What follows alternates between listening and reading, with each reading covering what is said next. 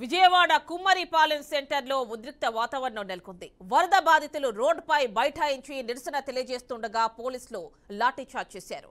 దీంతో వారు పోలీసులపై ఎదురుదాడికి దిగారు. మాకు న్యాయం చేయాలని నిరసన చేస్తుంటే లాఠీచార్జ్ చేయడం దారుణం అన్నారు. ఏడీసీపీ రామకృష్ణ, ఏసీపీ దుర్గారావు దగ్గరుండి సీఏ ఉమామహేశ్వరరావుతో దాడి చేయించారని ఆగ్రహం వ్యక్తం చేశారు.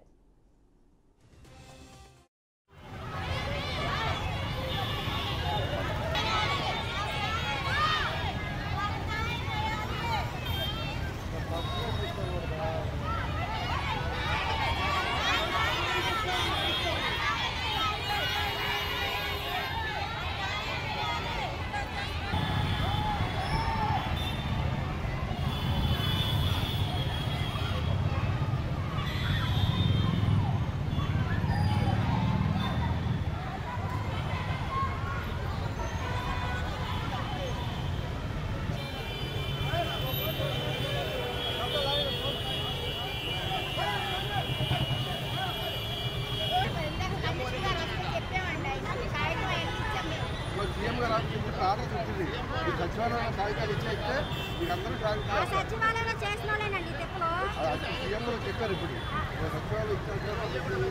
సచివాలయం చేసిన వాళ్ళే మాకు ఇస్తారు కదా.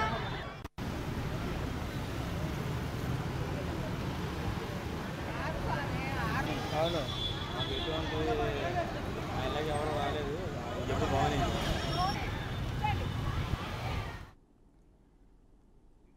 వరద బాధితులపై పోలీసుల లాఠీ చార్జ్ కి సంబంధించి పూర్తి డీటెయిల్స్ మా కరెస్పాండెంట్ శ్రీనివాస్ అందిస్తారు. శ్రీనివాస్, చెప్పండి.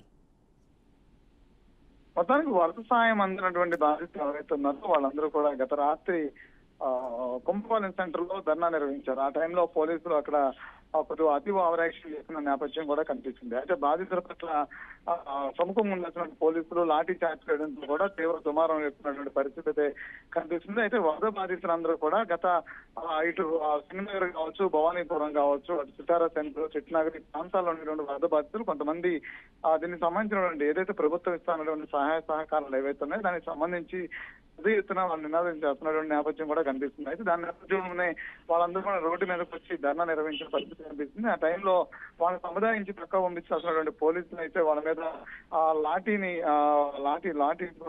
లాఠీతో జులుం ప్రదర్శించడం మీద కొంత ఆరోపణలు ఎదుర్కోవాల్సిన నేపథ్యం కూడా కనిపిస్తుంది. అయితే ప్రభుత్వం ఈ విషయంలో స్పందించడం జరిగింది. అంతేకాకుండా బాధితుల పట్ల సముఖంగా ఉండాల్సిన పరిస్థితుల్లో వాళ్ళ పట్ల వివక్షతగా ఎలా గురవుతారు, వాళ్ళ పట్ల వివక్షత చూపించడం ఏంటని చెప్పిన అంశం మీద కూడా ముఖ్యమంత్రి చంద్రబాబు నాయుడు సీరియస్ అయినట్టు తెలుస్తుంది. అంతేకాకుండా వరద బాధితులకు ఇవ్వాల్సినటువంటి సహాయ సహకారాలు ఏవైతే ఉన్నాయో ప్రభుత్వం ఎప్పటికే ప్రకటించిన నేపథ్యంలో కూడా వాళ్ళకి ఇస్తానటువంటి సహాయం ఏదైతే ఉందో ఇప్పటికే ప్రకటించిన నేపథ్యంలో కూడా ప్రతి ఒక్కరు కూడా ఆందోళన చెందాల్సిన అవసరం అయితే లేదు. ప్రతి ఒక్కరు కూడా సహాయ సహకారాలు ఉంటాయని కూడా ప్రభుత్వం హామీ ఇచ్చిన నేపథ్యం కూడా కనిపిస్తోంది.